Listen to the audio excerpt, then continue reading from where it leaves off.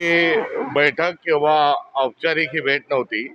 अ, सर्वसाधारणपणे दीर्घकाळापासून महाविकास आघाडीतले घटपक्ष या नात्यानं एक संवाद फार फार तर आपण त्याला म्हणू शकतो. आणि या पार्श्वभूमीवर अ, एक सविस्तर चर्चा आणि भविष्यातील जे असणारे आव्हानं आहेत या आव्हानांच्या अनुषंगानं ही आज अ, चर्चा संपन्न झाली.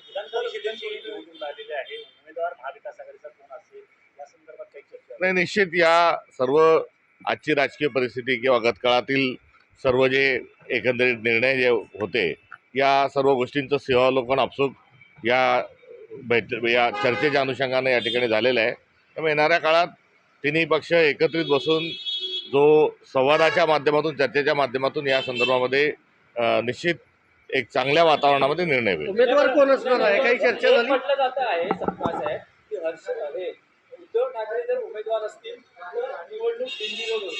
नाही, या संदर्भामध्ये काँग्रेस पक्षाने जी घेतलेली जी भूमिका होती ही भूमिका आपल्या सर्वांच्या समोर आहे की राज्यसभेच्या निवडणुकीच्या आधीपासून आम्ही सांगत आलो. राज्यसभेची निवडणूक संपन्न झाली आहे, त्यावेळेस काँग्रेस लढू शकले नाही ही वस्तुस्थिती आहे. मात्र उद्धवजी जे आहेत हा महाविकास आघाडीचा चेहरा आहे आणि ते विधान परिषदेमध्ये जर जात असतील तर निश्चित आनंद होईल हे यापूर्वीच सांगितलेलं. आज काही चर्चा झाली का उमेदवारी बाबत? उमेदवारीच्या संदर्भात चर्चा आजच्या बैठकीमध्ये होणं हे काही अपेक्षित नव्हतं. एक संवाद आणि एकंदरीत कोणत्या पद्धतीनं महाविकास आघाडीनं पुढे गेलं पाहिजे या संदर्भातला संवाद अत्यंत महत्त्वपूर्ण होता. सबकाचा मुद्दा हा आहे की तुम्ही आज उद्धव ठाकरेंना भेटणार, संजय राऊतही होते. उद्धव ठाकरेंची नक्की काय भूमिका आहे? ते निवडणूक लढण्यास इच्छुक आहे, त्यांनी तुमच्याकडे नाही, त्यांची भूमिका काय होती यावर मी भाष्य करणं हे योग्य नाही. त्यामुळे या संदर्भात मला वाटतं काही बोलण्याची आवश्यकता नाही. थँक्यू. आणखी एक विषय होता की जैन मुनी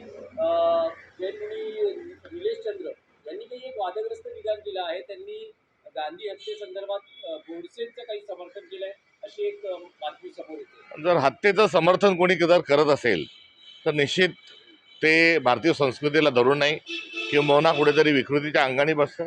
आणि या संदर्भात अहिंसा जे तत्व जैन धर्माचं आहे त्या तत्वालाही दुसरीकडे हे बाधा देणार आहे. एवढंच या निमित्तानं म्हणेल, गांधींच्या हत्येत कोण कोण सहभागी होतं, काय होतं, 7 आरोपी होते, एक माफीचा साक्षीदार झाला, दोघांना फाशी झाली, बाकी काहींना जन्मठेप झाली, पुराव्याच्या अभावी सावरकर त्यातून सुटले. हे सर्व हा असणारा दस्तावेज आहे. तर कपूर आयोग जो गठीत झाला होता गांधी हत्येतून त्यामध्ये अधिकची माहिती देखील आलेली आहे. त्यामुळे कपूर आयोगाचा अहवाल हा टेबल आहे, तो उपलब्ध आहे. दुसरीकडे दिल्लीच्या लाल किल्ल्यामध्ये चाललेल्या कोर्टामध्ये त्यातल्या आरोपींना शिक्षा झालेली आहे. असं असताना या संदर्भामध्ये कुठेही भाष्य करण्याचा आणि योग्य ठरवण्याचा कुठला विषय असू शकणार नाही. सत्ताचा आणखी एक विषय होता की ज्या महिलेनं भाजपच्या मोर्चामध्ये, महायुतीच्या मोर्चामध्ये आपला संताप व्यक्त केला, मुख्यमंत्री आणि सरकारची भूमिका राहिली की त्यांनी त्या मोर्चाच्या आयोजकांविरोधात गुन्हा दाखल केली. मोर्चाच्या मध्ये सहभागीवर गुन्हे का दाखल करत नाही? तिथले जे मंत्री आहेत त्यांनी शपथ घेऊन कारभार चालवत असताना ते जर रस्त्यामध्ये आडवे येत असतील, ट्रॅफिक जर अडवत असतील तर मला वाटतं त्यांच्यावरही गुन्हा कुठेतरी हा दाखल झाला पाहिजे. मुळात हे प्रकरण जे आहे या प्रकरणाला ज्या पद्धतीनं भाजपनं त्याला स्वतःचा पराभव स्वीकार करायला पाहिजे ते करत नाही.